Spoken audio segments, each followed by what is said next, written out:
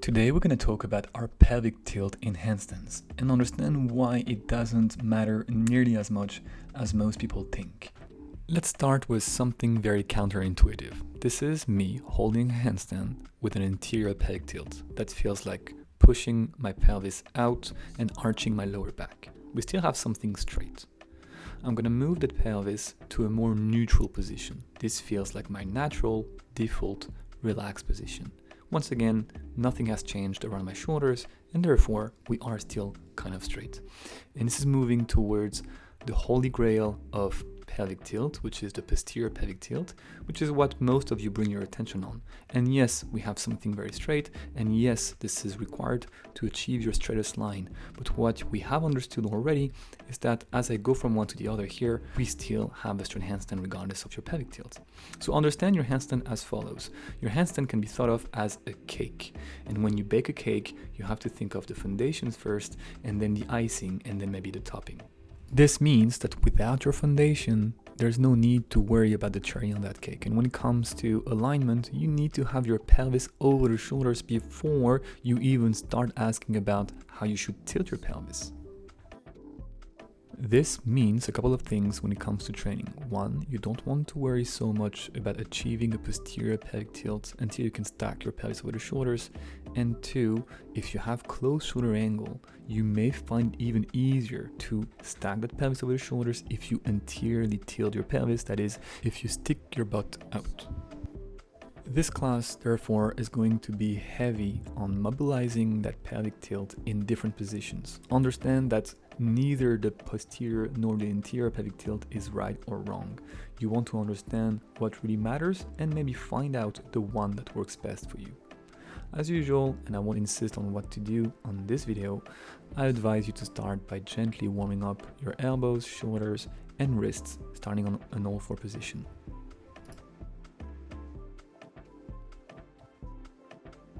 Let's try to feel what the base of the cake feels like. Aligning your pelvis over the knees, so don't go into that stretch that we always do with the pelvis over the calves or the heels, but try to keep your pelvis over the knees.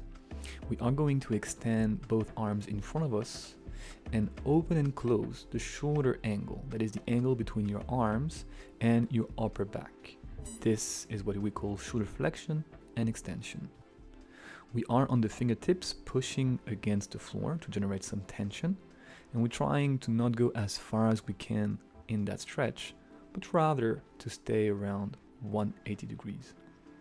Your arms, your hands, are shoulder width so that you do not bend your elbows, which is a good habit to take in handstands, and we will go over that in the following video. As we open the shoulders, flex the shoulders, we are aiming for one straight line between the pelvis, the shoulders, and the hands. And once we close it, we are looking for a broken line. You can also do that by leaning on one arm for added tension. Now let's keep talking about our pelvic tilt back on all four. Stacking the shoulders over the center of the hands, as we have learned to do before, we are going to posteriorly tilt that pelvis and anteriorly tilt it back. And if that doesn't make sense, it doesn't quite matter. You want to bring your butt in and recreate the arch on the way back. And in the process, maybe feel that intermediate centered position that is your neutral position, the one in which you feel relaxed. Exact same drill, starting from a lying down position with both legs bent and the knees facing up towards the ceiling. Let's articulate that pelvis, feel the changes that happen in the rest of our bodies, in the rest of our spine, while keeping the butt on the floor. So don't go all the way up so that your pelvis lifts from the ground. When you posteriorly tilt your pelvis, try to keep that butt down, and just like we were doing before, go through the default centered position. We have 3 positions and 2 extremes. You can perform the exact same motion with your arms like a handstand overhead, with your shoulders nice and open, and you will feel that when you posteriorly tilt your pelvis, your arms want to go up.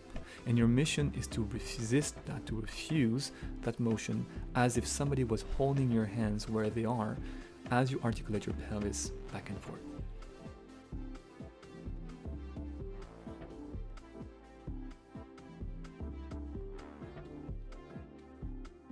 This one is a bit spicier.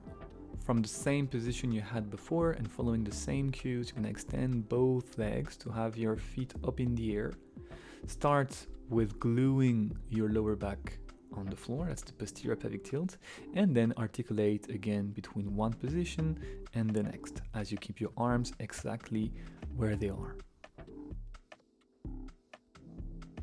Finally, we are going to set ourselves up against the wall with our back resting against the wall, with our skull, upper back, and butt leaning against it. Our feet are 1 foot away from the wall, and once again we go from one position to the other, improving in the process our awareness of what happens when we tilt our pelvis. But notice that your butt stays right where it is in relationship with your shoulders, no matter what you do with that pelvis, back to the point we made initially. Here again, you can mimic what happens in a handstand and look at the way that pelvic tilt is going to influence the shape of your ribs and therefore your ultimate line, that icing on that cake, by bringing both arms overhead and trying to keep your forearms as close as possible to the wall behind you as you go from position 1 to position 2 to position 3. Putting your hands on the wall at sternum or belly button level, we are going to talk again about the broken line. When our shoulders are not quite flexed, this prompts us into a plunged handstand. When our shoulders are nice and open, we have one straight line between the shoulders, the hands, and the pelvis, regardless of how we find ourselves in space, on our hands, or just like here, in what we can call an inverted L. So this exercise looks very simple, but it's a way for us to really anchor in our bodies what it feels like to open and close the shoulder angle, which is the base of your cake. Now open the shoulder angle so that we have one straight line between the hands, the shoulders, and the pelvis, and start once more articulating the pelvis. And what do we see once more? That the shoulders want to close when we posteriorly tilt the pelvis, but that in essence, the line stays the same regardless of your pelvic tilt. So once more, let's have a look at a handstand. Here the pelvis is over the shoulders and they are over the hands.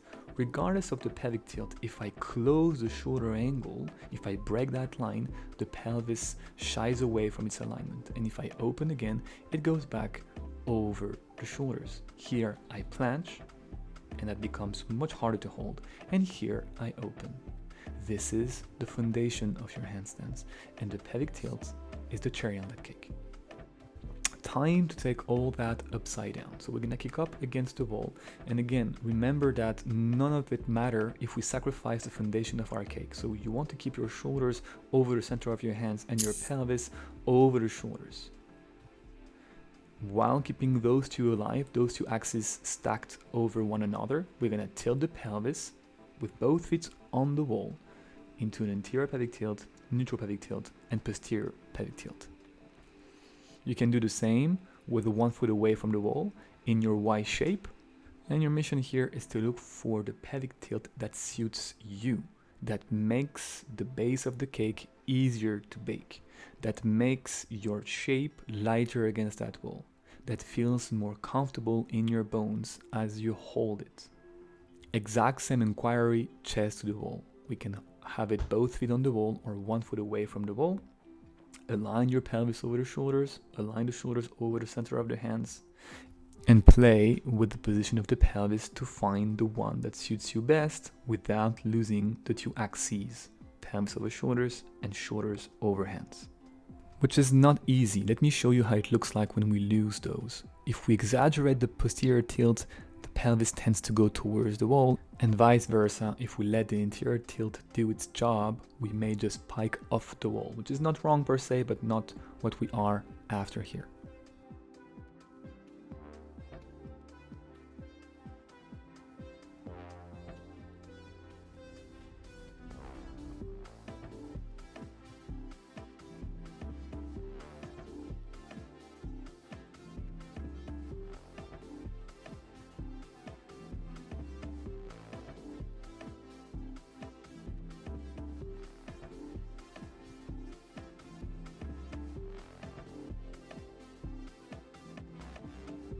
Finally, after all that awareness work, let's assess which pelvic tilt suits you best in terms of takeoffs. So we're gonna go first in a Y shape. Set your legs properly using the counterweights concepts we have covered before.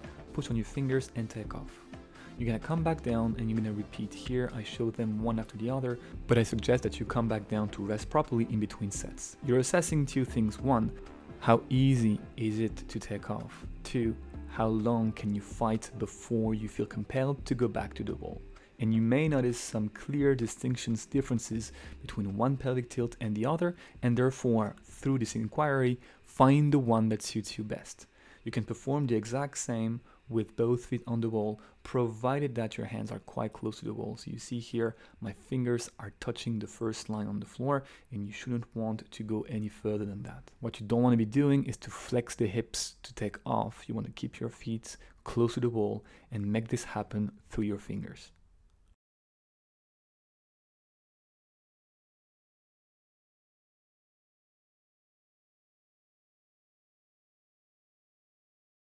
If you can freestand and you're a bit more advanced, you can try to perform the same freestanding. There's two ways to work on that, either going from one position to the other, or trying to kick up straight into one specific pelvic tilt, and again, assess consistency and stability accordingly. What I advise you to do is to stabilize each shape for 5 seconds. Do not rush. This is tempting. However, you won't feel the differences and be able to know what happened in all the positions if you do not take the time to stop in each of those.